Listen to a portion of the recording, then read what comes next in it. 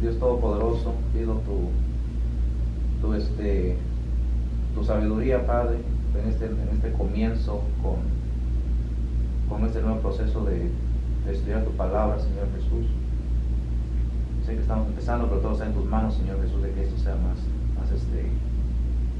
más grande con el pasar del tiempo, para que podamos alcanzar más almas, Señor Jesús. Todo esto es por tu nombre, y lo hacemos por ti, Señor, por tu gloria. Pido al pastor Marcos que tenga paciencia y que tenga ánimo siempre para seguir adelante con tu palabra, Señor Jesús. Pero provee más. Todo está en tus manos, Señor Cristo. Poderoso es Cristo, Señor Jesús. Amén. Amém. Bom, o livro de Romanos é extremamente importante e ha cambiado a vida de muitas pessoas, e é um livro muito básico para os cristianos que estão na igreja.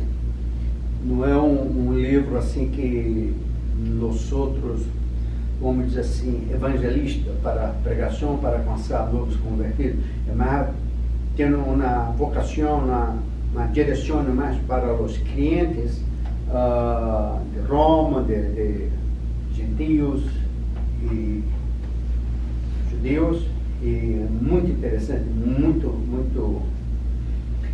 interessante também foi a conversão de Saulo, né? Nós outros chamamos de Pablo de Tarso. Buenos Buenos días, ¿cómo días. está? Adelante, pastor. ¿Cómo está, Buenos pastor? días, ¿cómo está? Buenos días. Pastor, tomen asiento. Ah, perfecto. Gracias. ¿Usted habla español? Como la escuelita. Ah, Sí. ¿le gusta do livro de Sí. Experiência em Deus? Oh, Yeah. sí, Profundo. No, lo pedimos para lo el pedimos taller, para el taller. Ok. para el curso. Yeah. Pero nós vamos pensar no livro de Romanos. Assim que nós quitarmos o livro de Romanos, nós vamos pensar isso. Ok. E provavelmente nós vamos fazer em la casa durante a semana. Uma vez em diferentes casas. Pero quando eu estava falando sobre Pablo, né, o livro de Romanos, e para nós entendermos mais sobre o livro de Romanos, é muito necessário que nós entendamos a cultura da época, a cultura de onde vem Pablo, e é muito interessante a história de Pablo. Pablo era um perseguidor de crentes.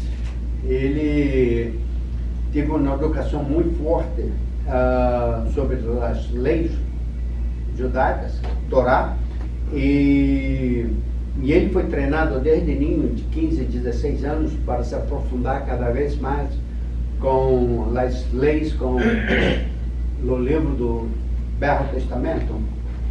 E se tem alguma coisa que não entender, levanta o dedo e nós só vamos clarificar. Então a história de Pablo era um perseguidor dos crentes. E ao ponto, além de prender e mandar matar as pessoas, e o que me encanta é como Deus pode chamar Paulo um assassino, um perseguidor dos crentes, e Deus ha chamado Paulo e assim, ai caramba, é para louco entender, pero e Paulo estava indo para o caminho para Damasco quando teve aquela chamada, né? Deus, Paulo, por que me persegues? E imediatamente Paulo cai no solo e todos que estavam com ele estavam procurando de onde vinha essa voz, porque Deus não apareceu para ninguém, solamente agora, quem mais?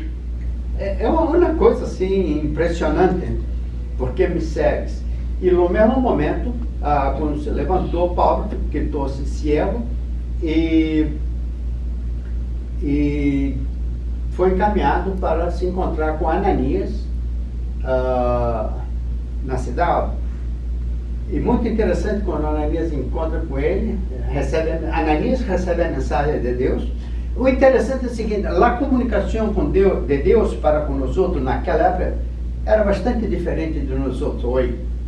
Porque a missão de Jesus Cristo foi completada, mas naquela época tinha uma, vamos dizer assim, uma linha direta com Deus, né? Não havia, como que eu poderia dizer? Nós outros pensamos que estamos fazendo a verdade, a vontade de Deus, e muitas das vezes nós outros não estamos.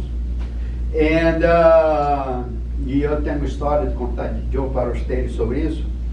E então, durante a caminhada, assim, Deus ha falado com Ananias e disse para Ananias para se encontrar com Pablo na rua direita, que estava lá um cego para ele curar, e assim foi feito. E Pablo, a pessoa viu outra vez, e Pablo é cambiado 100% de ser um seguidor dos clientes para ser um apóstolo. Agora, uma grande diferença entre apóstolo e discípulo. Nós outros estamos cansados de ver aí no dia de hoje pastores ou pessoas usando o nome de apóstolo Marcos Bonfim. Não, isso não existe. Porque naquela época, apóstolo foi dado aos 12 que estavam com Cristo, e Pablo foi adicionado, porque tiveram a chamada direta de Jesus Cristo, de Deus. Pero nós outros hoje, Deus não decide ser Marcos, vai ser. Não existe isso hoje. Pero naquela época era apóstolo. E às vezes me quita-se enojado porque muitas pessoas usam o título de apóstolo para manipulação de pessoas. Não me encanta isso, não me gusta.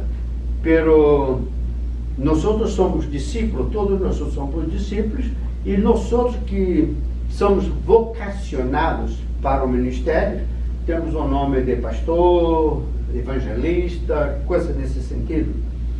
Então, Paulo teve aquele milagre para ver outra vez, e sobre o livro de Romanos, estava falando com ele, é extremamente importante para nós outros clientes, para entendermos não somente a cultura da época, da história de Paulo, mas também vai nos dar uma visão de todo o Novo Testamento, e também nós outros vamos descobrir através de Paulo a importância de nós outros entendermos o Velho Testamento e nós outros vamos aprender que os dois estão ligados. E há muito tempo atrás, no Velho Testamento, já se falava, como diria, já teria uma visão do Jesus Cristo vindo para cá, pero não é tão claro. Pero quando tu entende o livro de Romanos e entende o Novo Testamento, nós outros vamos dar mais importância para o Velho Testamento. Após estar pensando a estudar Romanos, me chamou muita atenção, porque até hoje eu não dava muita importância para o Velho Testamento. Pero agora eu já estou vendo mais vídeos no YouTube, Davi, Abraão, Jeremias e todas essas pessoas, porque a história tem muito a ver com o Novo Testamento, e isso me encanta e me impressiona. E também o livro de Romanos nos chama muita atenção, porque todas essas grandes reformas que aconteceram do protestantismo vêm pessoas que tiveram um impacto muito largo com o livro de Romanos. Eram teólogos, filósofos na época, famosos, mas quando confrontaram o livro de Romanos, estudaram o livro de Romanos, tiveram uma visão totalmente diferente do que era no passado. Então vamos começar aqui com Agostinho. Vocês lembram na Igreja Católica, chamam ele de Santo Agostinho. Lembram? Pois é, Santo Agostinho era um filósofo, era um teólogo muito conhecido na época, forte, e eu vou compartilhar com vocês. Aurélio Agostinho de Hipona, que é considerado, ele é amado pela Igreja Católica como Santo Agostinho. Ele era um teólogo conhecido universalmente como São Agostinho. Foi um dos teólogos e filósofos mais importantes dos primeiros séculos do cristianismo, cujas obras tiveram uma grande influência no desenvolvimento do cristianismo e da filosofia ocidental. Foi um bispo católico de Hipona, la cidade da província romana de África. Escrito em la época Patrística, eu não sei o que é patrística em espanhol. ¿Cómo una palabra? Patrística.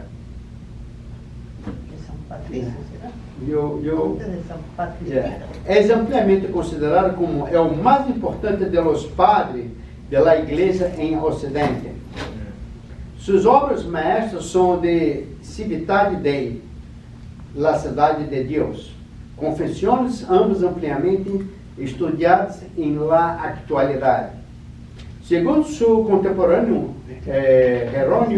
Jerônimo Austin, estabeleceu a fé antiga em seus primeiros anos. Austin estuvo fortemente influenciado por o maniqueísmo e pouco depois o neoplatonismo de Plotino. Tras convertido ao cristianismo e aceitar o batismo 383 anos após Cristo, desenvolveu um enfoque original da filosofia e da teologia, integrando diversos métodos e perspectivas da forma previamente desconhecida. Crendo que a graça de Cristo era indispensável para a liberdade humana, contribuiu a formular a doutrina do pecado original e contribuições fundamentais ao desenvolvimento da doutrina da guerra justa. Antigamente, no passado, nós outros não teníamos acesso à Bíblia. Estava tudo no controle dos padres, dos bispos e do Papa. E eles liam a Bíblia em latim e nós outros não teríamos acesso. Isso pensou em 1400 e pouco com John Hans, Tyndale, outras pessoas. A outra pessoa muito importante que ha combatido, ha lutado para a transformação, também foi influenciado pelo livro de Romanos. ¿Tem alguma pergunta? Me hablaba de San Augusto. Yes. Agustín, San Agustín. Yeah. Yeah. E, dado a importância da igreja anglicana, eram escassas. John Wesley, praticamente foi o fundador da igreja metodista, extremamente influente, predicava aos obreiros em praças e salões, aunque não lhes gostava predicar, fora da igreja. Sua frase ao mundo é o "mi paróquia", sem erro famoso. Isso foi uma coisa que ele caracterizou a imagem de John Wesley, da igreja. John Wesley. Yeah, da igreja metodista, praticamente, vamos dizer assim, uma pessoa muito influente, desenvolveu a igreja metodista e a doutrina metodista. Influenciado, se vocês não me entenderem, por favor, tá? Uma outra coisa que nós outros vamos fazer também, todo mês nós vamos fazer uma avaliação para cada vez mais aprimorarmos a escola dominical, e por aí. Influenciados por los moravos, John e seu irmão Charles organizaram pequena sociedade e classe dentro da igreja de Inglaterra, dirigidas por laicos, com o objetivo de compartilhar estudos da Bíblia, orar e predicar. Isso é muito importante. Então começaram a implantar estudo em casas, para desarrollar líderes e pessoas para que a palavra de Deus pudesse ser mais mais influente, que as pessoas tivessem mais acesso. Classes dentro da Igreja da Inglaterra, dirigida por laicos, não somente por pastores, com o objetivo de compartilhar o estudo da Bíblia, orar e predicar. Pronto para o labor da sociedade, e classe se estenderia a vários países, especialmente nos Estados Unidos e Inglaterra, e estaria presente em centros de sociedades com milhares de membros. Então começou a expandir e as pessoas laicas cada vez mais envolvidas em desenvolvendo o ministério, alcançando pessoas com a palavra de Deus. A outra pessoa que é muito importante, que teve uma influência muito forte do livro de Romanos, foi Martin Lutero. Martin Lutero, 10 de novembro de 1983 a 18 de fevereiro de 1546, foi um monge augustino alemão e professor de teologia que se convertiu em uma das figuras centrais da reforma protestante, ao iniciar um movimento para retomar o cristianismo ao século XVI. Se opôs veementemente a vários dogmas do catolicismo romano, especialmente à doutrina de que o perdão de Deus podia obter-se mediante o comércio de indulgência. Esta desistência inicial resultou em la publicação de seus famosos 95 teses em 1517, em um contexto de conflito aberto com o comerciante de indulgência Johann Tetzel. Espero que seja essa a pronúncia. Sua negativa em retratar-se de seus escritos, a petição do Papa Leão X, em 1520, do imperador Carlos V, a dieta de Worms. Eu estou lendo isso tudo para você, para que nós podemos ter lá da dimensão do livro de Romanos e lá a influência que teve em todos os nossos evangelhos. Em 1521, resultou em uma excomunhão da Igreja Romana. Ele foi expulso da Igreja e sua condena como proscrito por Sacro Império Romano Germânico. Lutero propôs Bansandos, então não sei o que é isso. Sabe o que é? Bansandos? B-A-S-A-N-D-O. Basándose. Basándose. O que significa? Basando es como tomando en cuenta. tomando en cuenta. Ok. Algo así. Como soporte. Okay. Soportándose en Soportando. Ok. the foundation. Super. Exato, né? Mas anyway. Em sua interpretação em las Sagradas Escrituras, especialmente a Epístola de Paulo a los Romanos, que a salvação não podia alcançar-se mediante de buenas obras sem méritos humanos, sino unicamente por la fé de Cristo Jesus. É o único Salvador de los homens oferecido livremente por Deus. Bom, aí nós temos que envolver a Igreja Católica. Eu sugiro a vocês ver o vídeo que tem no YouTube, John Hus. John, J-O-H-N, Hus, H-U-S, H-U-S, Hus. John John, Ross. y luego Hus. Tengo John Wells. No, no, no. John Tem outro. Ross. H-U-S. Yeah. H-U-S. Ok. Lo que pasa es que estamos así entendiendo un poco de portugués, de Sí, inglés y de español. Estamos así. Exato. ¿En qué idioma está hablando? Ahora está en inglés. Ahora É bom que você tenha un prestado ejercicio atenção. mental, claro. No podemos entretenernos escribiendo porque no entendemos, ¿verdad? Antigamente, quando eu predicava em várias igrejas, quando eu trabalhava para a Associação Batista, praticava muito, tinha praticamente quase todo domingo hispânico, inglês. E muitas das vezes, quando eu predicava, em uma sentença tinha inglês, português e espanhol. As pessoas, quando assim, eu disse, ok, eu tenho que envolver. So, John Huss, he was a bispo da Igreja Católica. Garanto a vocês que quando esse veio, no final, vocês vão chorar. Llorar. Llorar. Chorar. Lágrimas, llorar. É. É impressionante. Video de YouTube. Yeah. YouTube tem em espanhol. Tem en español. Tem em espanhol. E ele é da época de 1400 e ele foi um bispo que lutou contra a Igreja Católica para que nós outros também tivéssemos acesso à Bíblia. Porque somente os padres, os bispos e o Papa tinham esse poder.